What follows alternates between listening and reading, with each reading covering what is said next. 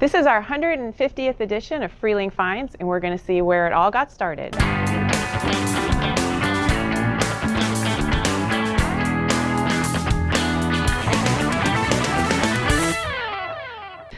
So tell me about Freehling Finds. Why is this something that's being produced every week? Yeah, thanks, Sonia. We started this about 3 years ago.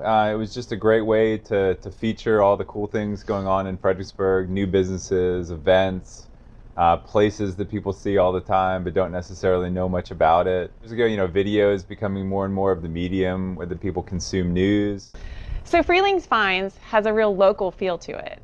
Yeah. I mean, we're very proud of the quality of the videos, but at the same time, we don't pretend that they're professional grade videos. We do it all in-house. Mostly Jim doing all the editing. We're not spending much money at all, really, on these, and we try not to take ourselves too seriously. We don't necessarily do a lot of rehearsing. I want to ask you about the Pythagorean. So tell us about your take on the Pythagorean theorem. Don't do that to me. It's not very scripted. Usually we just do it all in one take. So we kind of just ask questions that pop into our heads at the time, and then we put it all together. So it's a pretty low budget affair, but again, we're pretty given that low budget, we're pretty proud of the quality of the videos.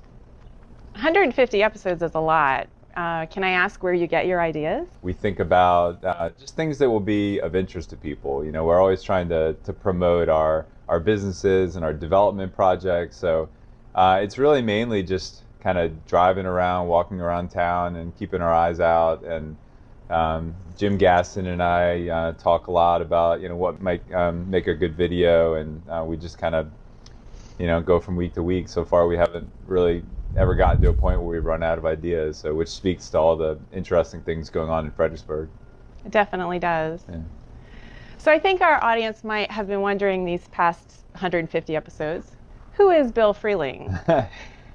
Well, I'm obviously my current role is the Director of Economic Development and Tourism for the city, but before I started in that role, I worked for the Freelance Star for 10 years. So, I have a background in journalism, so this is certainly a form of journalism, what we're doing, and so it's kind of a natural fit. We started a blog, we have a weekly newsletter, and we do this video series, and so it's kind of a natural fit for me with my background, and luckily the man holding the camera here is Jim Gaston, who's got a great background in video production and is really taken it to the level that it's at now. It's a great team. I've really enjoyed them. Yeah. Thank you. So let's go all the way back to the first episode. When and where was your first episode of Freehling Finds? So it actually occurred right here in the courtyard of the visitor center here at 706 Caroline Street.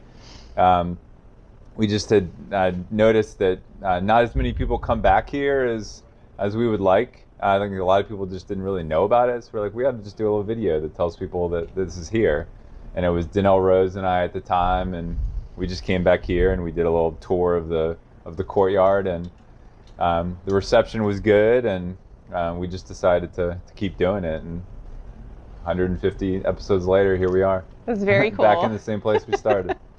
Very neat. Yeah. And what's next for Freehling Finds? I think we'll just keep at it. We started a new series called What Is That? Maybe a year ago, where we profile different buildings and kind of areas of town that people may not have noticed. Take them inside those places. I think we'll keep profiling new businesses, new development projects, new events. We're always looking for fresh ideas, so if people have ideas for what make a good video or a good series, just don't hesitate to reach out to Jim or I. But we want to just continue to keep telling the great stories that we have in our community, and highlighting the successes of our local business community primarily. That's awesome. Yeah. Keep on doing it. Okay. You can't see him right now, but Jim Gaston deserves as much credit for this as anybody. So shout out to Jim, who puts all this together. And thanks, Sonia, for joining us today. Thanks for having me. All right, and thank you to everybody who's watched over these last 3 years. We're looking forward to the next 150. Subscribe to our YouTube channel and click the notification bell so you can get an email every time we put out a new video. So that'll do it for this week's edition, and we'll see you next week.